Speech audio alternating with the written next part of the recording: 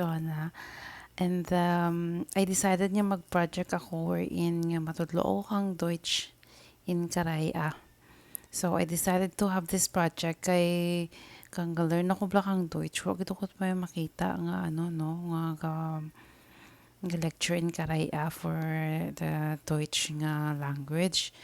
Puro sanda English or hindi gani wala man ti Tagalog.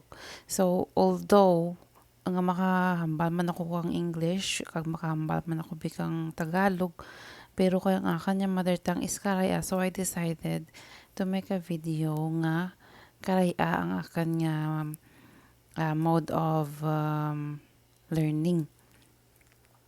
So although I'm not sure kung may maka-appreciate ka dya, but I hope nga makabulig dya ka ninyo somehow. Okay, so let's start. Ang akan gamitan galing nga libro is ang Momente nga A1 course book. May dyan man ang sanda nga Momente nga Arbeitsbook, which is the workbook yan nga nanda. So, ang una ko nga video ka dyan is ang chapter 1. Okay, so ang una nga scenario tsaka is kapakilala sa kang kagalingan. Nanda.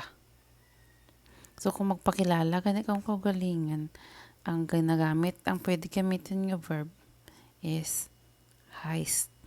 Or, ang anakarian niya infinitive is heißen. No? Heißen. So, digya ka nagapakilala ang bahi nga dya. Wie heißt du? Ambal nakaraan ng ngaran mo. Ich heiße Miriam. Und wer bist du?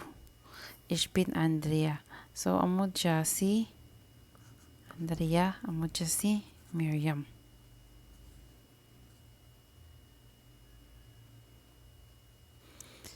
Okay. So, for example, amo dya ngaran mo. So, mahambal ka. Ich heiße Sophia.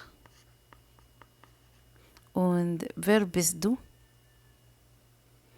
So, kung amo dyang imo nga name, you're going to say, ich heiße Johnny. And then si Johnny, kung ikaw, pwede ka man nga mamangkot. On wer bist du? Pwede mamangkot ang third person ng imo nyo. Ich heiße Julia.